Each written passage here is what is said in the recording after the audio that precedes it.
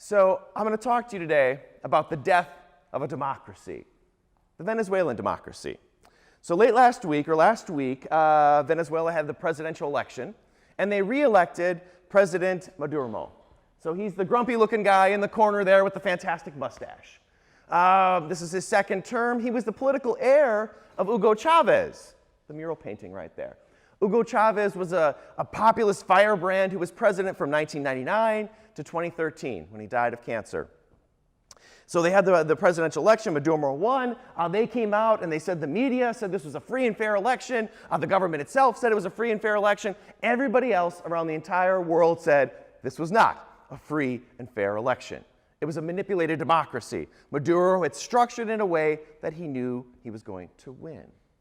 And so this is one of the questions I want us to grapple with, is to think about what is going on in Venezuela. Most of us these days are so consumed by American politics, watching the soap opera that is the Trump presidency, that we've missed what's happening in Venezuela. So let me tell you a little bit about it. Venezuela is arguably the most dangerous country in the world right now. On an average day, 73 individuals experience a violent death in Venezuela. Caracas, the capital, is voted the most dangerous city in the world. The murder rate, you can look at the murder rate here, it is skyrocketing. Kidnappings, dramatically up. It is a very dangerous place.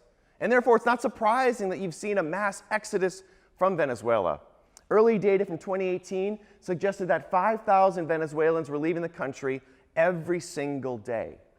And for a country of 28 million, that's a lot of people leaving.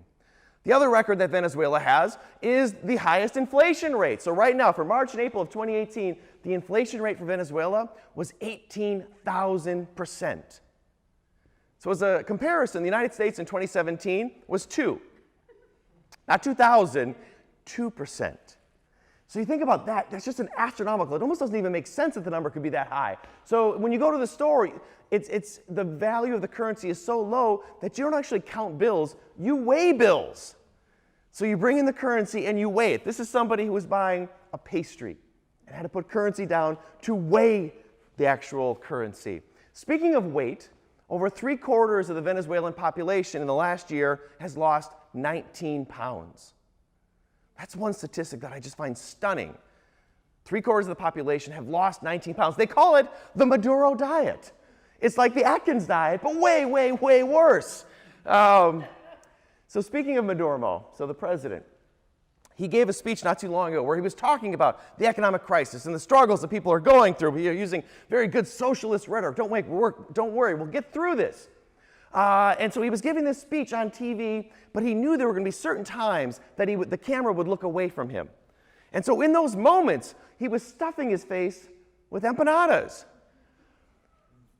Now, here's the thing. I don't have a problem with anybody stuffing their face with empanadas. It's a wonderful thing to do. But you can't do that during the middle of a talk when you're telling your people how difficult things are. So here he is looking away. The camera was still on, stuffing his face with empanadas.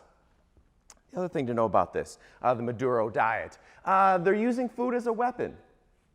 So during the recent elections, the president said, we're going to give away food boxes. So if you're hungry, if you need food, come. The government will give you a box of food to help. But the thing is, you're going to pick up that food right next to the polling station. So why don't you just come out and vote and then get your food box? And he was not hiding this. He said, I give and you give. You vote for me, and you'll get some food. And you think about that in terms of a democracy absolutely collapsing. It's not the only way that he's manipulating the political process. He's curbed opposition parties, opposition candidates. He has cracked down on any of the public who's pushing back against the government. But maybe the most sinister thing of all is the way in which this repression has curbed speech. People feel uncomfortable to push back against the Venezuelan government. A great example of this is Gustavo Dudamel. Some of you may recognize him. He's fantastic. He conducts the Los Angeles Philharmonic Symphony. He's from Venezuela. He's a major international star. That's not a very good picture of him. That's a better picture of him. Hashtag love that guy's hair. All right. So he has a platform where if he wanted to push back against the Venezuelan government and expose them for the corrupt regime they are, he could do that. And a couple of years have gone by, and he hasn't. And the reason he didn't is that he was afraid that the government was going to crack down on the El Sistema, which, if you don't know, this is this wonderful program in Venezuela where the government provides music and training for students at a very young age, especially poor neighborhoods, where they get exposed to music, classical music. And he knew that if he spoke out against the regime, they would instantly cut this. Well, as time went by, eventually he said, I have to say something. And he did. He criticized the regime. And the next couple of days, they canceled part of the program. They canceled a trip that they were coming to the United States. So it's a repressive regime where they're cracking down. And so for this reason, this is why I would say it's fair to say that last week with those presidential elections, the democracy in Venezuela died. It's not a democracy anymore. And the key question is, how did this happen? Venezuela is a resource-rich country. The best estimates are that it has more oil reserves than any other country in the world. More than Saudi Arabia. That's stunning. It used to be an affluent country. It had money where it was supporting other countries around it. It was the model country in Latin America. Politically, it's never been a perfect democracy, but it was a stable democracy. And countries in the region looked to Venezuela as an example. So how does somebody that was stable, affluent, has lots and lots of resources, how do they collapse to the point where the public is losing 19 pounds in a year? Well, there's a couple easy answers. One, socialism, right? They got the commie cold, right? So they were infected with socialism. And socialism over time undermined the economy and made it not productive. Fair enough. I think that matters. The second easy answer is oil prices. So oil prices, as they plummeted, regimes that are dependent upon oil to fund the regime are in a more difficult situation. Absolutely relevant too. But I would say it's only part of the story. And I think if we really want to understand what's going on in Venezuela and the challenge to democracy today, we need to look at the way in which democracies are bringing about their own demise. And that brings us to what I think is an absolutely fascinating book called How Democracies Die. It came out in 2018 by two Harvard political scientists, Stephen Levitsky and Daniel Ziblatt, and they make the argument that what's happening here, if you want to understand democratic declines in Venezuela, in Russia, in Hungary, in Poland, in Turkey, you need to look at the way in which popularly elected Democrats, elected through the democratic process, are slowly and methodically undermining democracy, piece by piece. Almost indecipherable. You don't see that it's happening. And oftentimes with the public's support. That what they're doing is they're dismantling democracy from within. Now that's not how democracies normally die. Democracies normally die at the hands of men with guns, right? Military men. So the second half of the 20th century was militaries coming in and saying, your democracy is done here. No more democracy for you. And that makes sense, right? The military comes in, the democracy crumbles. What we're seeing today, I think, is a different threat. And that's the argument they make, that what's happening is individuals are getting elected to office, in particular, populist demagogues. And what they're doing is they're slowly dismantling that democracy from within. Oftentimes with public support, oftentimes with people not really realizing what's going on. All right, let's think about this from the Venezuelan perspective. To do that, we got to understand President Hugo Chavez. Chavez was democratically elected in 1998. I think that's important. Democratically elected. He ran on a platform of being an outsider. He wasn't part of the political process. He was an outsider. And he was going to challenge and confront the corrupt regime and take them out of power. He spoke for those who didn't have a voice. He spoke for those that were left behind by the economic system. So Venezuela had tremendous economic inequality. And he reached out to ordinary and poor Venezuelans who hadn't done well. And he said to you, I'm going to change your life. I'm going to make things better. It was a very, very receptive audience for that message. When he first came on the political scene, nobody thought he could win. They said, this guy's too odd, he's too unconventional. He says all sorts of crazy things. No way is this guy going to get elected. And then he did. And one of the things about Hugo Chavez is that if you've seen him or see him, he was fantastically entertaining. So one time, when he went to the United Nations, he gave a speech.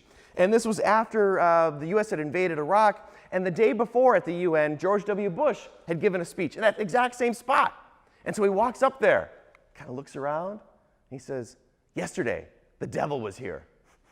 You can still smell the sulfur, right? Now, this is the UN. This is diplomacy. Like, everybody loses their mind about this. But a lot of Venezuelans loved this. He was pushing back against the Colossus of the North. He was pushing back against American imperialism. He's entertaining, and people like that about him. The other thing Hugo Chavez knew what to do is he knew how to speak directly to the people. So he created his own TV show. Yeah, his own TV show. Hello, Presidente! It was a weekly TV show. It was a variety show. I'm not joking. The president had a weekly variety show where he would come on and he would sing or he would dance. He would talk about the news. He would interview people. And it was wild, but it was entertaining. Sometimes it would go for an hour. Other times it would go for 5 hours. However long Hugo Chavez wanted to go, that's how long the show was. He would bring members of the government on the show and ask them questions, sometimes grill them, yell at them, why aren't you helping the people? And again, this was going straight into individual audiences. They loved it. My favorite part of the show was one time Hugo Chavez was mad at Colombia. Colombia did something. He was up in arms about this. So he had a member of his military there, and he calls on him. He says, I want you to send troops to the border with Colombia. And the military goes, oh, yes, sir, right away, right? And then 2 days later, a couple days later, he's meeting with the president for Colombia. They're shaking hands, patting each other on the back. He was impulsive. He would say one thing, and then he would do another. You could understand why he was a divisive character. Some people absolutely loved him, and others despised him. In fact, the opposition at one point went to the Supreme Court and said, we need to get some psychologists involved here. Like, we need to bring somebody in and do a psychological analysis because we don't think he's mentally stable to be in office. Didn't happen. But it does bring up an interesting point. I think the real test of a leader, especially a politician in a democracy, is how they respond to the opposition. There's different ways that you can do this. Path A with your opposition is say, well, we disagree on policy. You like one path, or you like one way of pursuing government, I like something else. We can disagree about policy, but I acknowledge your right to exist. I acknowledge that you're a legitimate opposition, and government works better if we're all part of the process. That's path A. Path B is to attack and delegitimize the opposition, say that they're out to undermine the democracy, that they're dangerous, that we got to do something about them, that we can't let those guys get back in power, to delegitimize the opposition. Hugo Chavez took path B. Let me tell you a little bit about what he did. And it was not just attacking opposite politicians, but also institutions that challenged him. So the Supreme Court, so he starts passing some legislation. The Supreme Court pushes back on some of it. He doesn't like this. He dissolves the Supreme Court, which he technically had the power to do. He creates a new Supreme Court. Says, this one's going to be better. And it was a little better, but it wasn't better enough. So then he says, we're going to add more justices to it. So it goes from 20 to 32. He never lost again, right? And he would say, we haven't undermined democracy. We've just brought it a little closer. So you bring the Supreme Court, you pack it with your own supporters. The media. Initially, the media loved Hugo Chavez. They thought he was really entertaining. But then as time went by, the media started to realize he was attacking the democracy. So they started to push back. What does Hugo Chavez do? He attacks the media. He says, you're the enemy of the homeland. You're the enemy of the people. Repeatedly says that, enemy of the people. He says that the media is out there. They're carrying out a military coup. They want to undermine our democracy, delegitimize the opposition, delegitimize the media. There was one television station which he thought was particularly problematic. They were trying to renew their license. He said, no license for you. TV station goes away. Problem solved. The other thing he was famous for was referendum. More and more referendum. Let's get the public voting. Each of these referendum would ultimately pull power away from other institutions and give them to Chavez, making him more and more powerful. And the public continued to vote for it. He was compelling. And over time, all these referendum had pulled more power to him. And what's interesting here is that he used the instruments of democracy to undermine democracy. And as time went by, it only got worse and worse. And when he died in 2013, Maduro took over. He wasn't nearly as charismatic. He wasn't nearly as good of a politician. So he got more extreme. A couple of years ago, when the legislature was taken over by the opposition, he just dissolved the legislature and created a new one. that he packed with all of his supporters. And I think at this point we can say it's not chipping away at democracy, it's taking a sledgehammer to democracy. Essentially, the Venezuelan democracy doesn't exist anymore. And this is a sad and tragic development, and I think that's very, very important. But there's a couple lessons to draw from all of this. One is that democracy is not invincible. Democracy is vulnerable. And in particular, democracy is vulnerable to populists who attack the opposition and try to create an alternative reality that serves their own interest, but not the country's interest. Chavez was wonderful at that. The other lesson to learn is that the economic inequality that was plaguing Venezuela gave the political space for a candidate like Chavez to emerge and seize and take control of that democracy. Because what happened in Venezuela is that a good chunk of the public was supportive of every move he made. That's what's particularly dangerous about our democracy. I guess the final thing I would note is that I wouldn't be surprised if some of you saw some parallels between Venezuela and the United States, and maybe even a few parallels between Hugo Chavez and Donald Trump. I think that's okay, and that should be a little troubling to us. Now, here's the question. Is the United States on the path to Venezuelans' democratic collapse? No. Our democratic institutions are stronger. Our checks and balances are better. There's no question about that. But that being said, I think our democratic alarm bells should be going off. Our democracy is being tested. And I think it's important that both individuals, in a bipartisan way as citizens of the United States, think about that test our democracy is facing. Because it's not inevitable that a democracy always stays strong. Thank you.